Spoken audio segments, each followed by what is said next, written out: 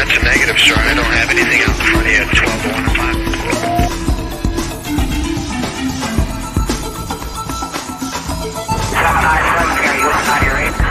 Last clear. 7, go ahead. I'll copy with 10 o'clock high. This is Houston. Say again, 7. So we have a copy with 10 o'clock high.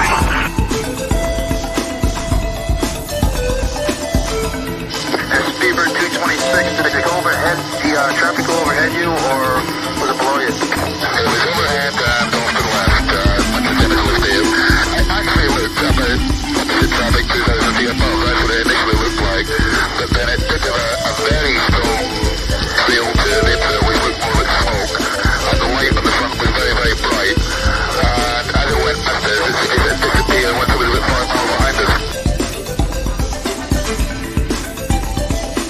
It was only 2 or 3,000 feet above us. We are now passing header 260, route past 27, not 290. Says the 405, roger.